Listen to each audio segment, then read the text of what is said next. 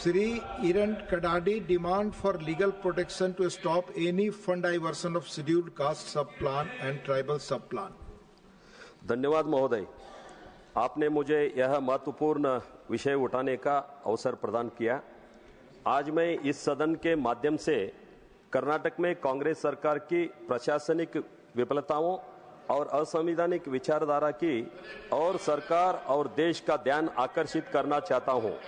वर्ष 2023 में कर्नाटक में कांग्रेस पार्टी ने चुनाव 5 गारंटियों के वादे पर लड़ा और सत्ता में आई, लेकिन अब वही 5 गारंटियों राज्य के बजट पर 52,000 करोड़ का बोझ बन चुकी है।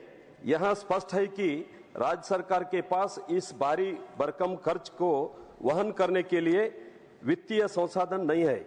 सरकार इस बोझ को पूरा करने के लिए SCCP, SCCSP और TSP को फंड को डाइवर्ट कर रही है।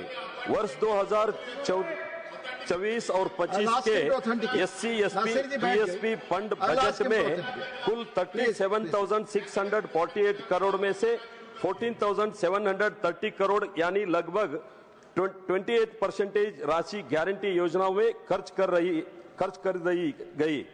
यह केवल आर्थिक अन्याय नहीं है, बल्कि यह भारत के संविधान, सामाजिक न्याय के सिद्धांतों और खुद कांग्रेस सरकार द्वारा 2013 में लाए गए कानून का भी सीधा उल्लंघन है, जिसके अनुसार बजट का 24% उपयोग केवल दलितों और आदिवासियों को कल्याण पर खर्च किया जाना अनिवार्य है।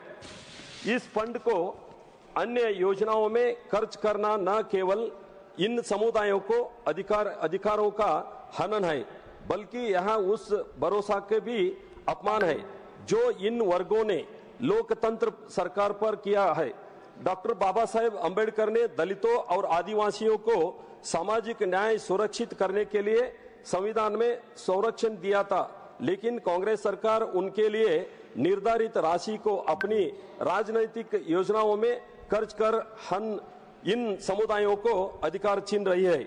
इतना ही नहीं, कर्नाटक में कांग्रेस सरकार ने सरकारी ठेकों में एक विशेष समुदाय को 4% आरक्षण देने की व्यवस्था की है, जिससे दलित और आदिवासियों के लिए आरक्षित अवसरों का हनन होगा। और जब भाजपा के विधायकों ने इस मुद्दे पर कर्नाटक विधानसभा में आवाज उठाई तो 18 विधायकों को 6 महीने के लिए विलंबित कर दिया गया, जो लोकतंत्र का हत्या के समान है। इसलिए महोदय, आपके माध्यम से मेरी केंद्र सरकार से विनती है कि कर्नाटक में कांग्रेस सरकार द्वारा SC/ST समुदायों के लिए तय किया गया फंड का जो गलत इस्तेमाल किया। धन्यवाद।